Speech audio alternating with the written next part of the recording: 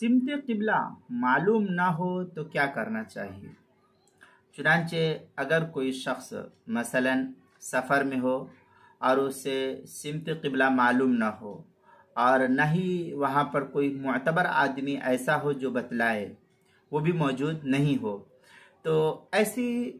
صورت میں اس شخص کو خود ہی غور و فکر کر کے نماز پڑھنا اس پر فرض ہے۔ اس کا دل و دماغ جس جانب کہہ رہا ہے کہ فلاں طرف جو ہے ادھر ہے یا ادھر ہے یا ادھر ہے یا ادھر ہے، جس جانب غور و فکر کرنے کے بعد اس کا دل مطمئن ہو جائے، اسی کی طرف منہ کر کے نماز پڑھنا اس کے ذمہ فرض ہے۔ یعنی قبلے کی تعین میں غور و فکر اور علامت و قرائن کا جائزہ لے کر کے پھر وہ نماز پڑھے، یہی اس کے ذمہ لازم اور ضروری قرار دیا گیا ہے۔ چنانچہ فتاوی ہند میں ہے وَإِنْ اشْتَبَهَتْ عَلَيْهِ الْقِبْلَةُ وَلَيْسَ بِحَضْرَتِهُ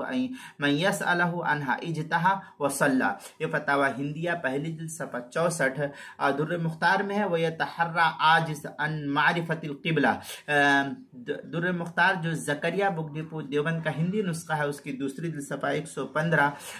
اور بیروت کا چھپا ہوا نسخہ فتاوی شامی کا در مختار کا اس کی دوسری جلد صفحہ 103، تبیین الحقائق پہلی جلد صفحہ 266، کتاب المسائل اس کی پہلی جلد صفحہ 283 پر اس کو نقل کیا گیا ہے۔